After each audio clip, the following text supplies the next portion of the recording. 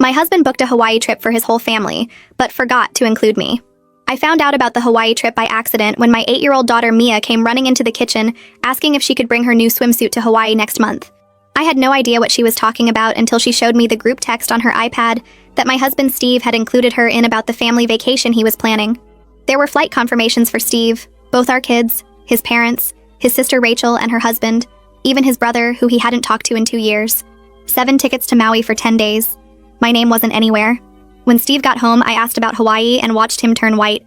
He started stammering about how he thought he'd told me and it was just a miscommunication. Then he changed his story to say he was planning to tell me but wanted it to be a surprise. When I pointed out everyone else knew, he said he must have forgotten to add me when booking and he'd fix it right away. But when he called the airline, suddenly the flights were fully booked and he couldn't add another ticket. How convenient. His mom called the next day saying how sweet it was that I was letting Steve have special bonding time with the kids and his family. That's when I realized this was deliberate.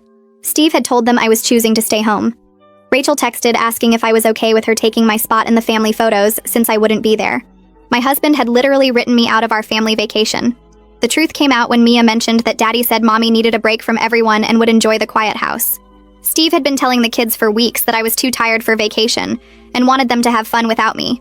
He'd poisoned them against me before I even knew about the trip. When I confronted him again, he finally admitted he thought I'd been too negative lately, and the family deserved a fun trip without my mood bringing everyone down. My mood? I'd been working 60 hours a week at the insurance company while he'd been unemployed for 6 months playing video games. But sure, I was the problem. Fine. If Steve wanted a vacation without me, I'd make sure he got exactly that.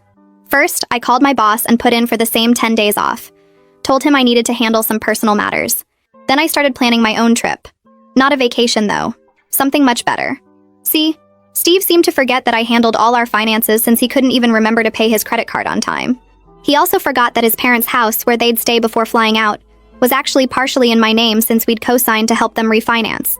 And he definitely forgot that I knew about his little gambling problem that he'd hidden from his family for years. The week before their trip, I started preparing. I canceled the hotel reservation in Maui and rebooked it for just 2 nights instead of 10. But I made sure the confirmation still showed 10 nights.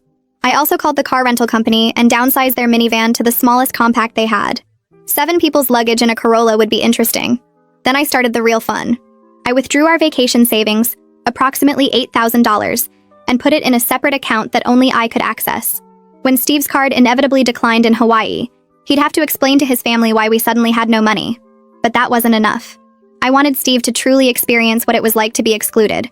So I invited my sister Lisa to stay with me while everyone was gone.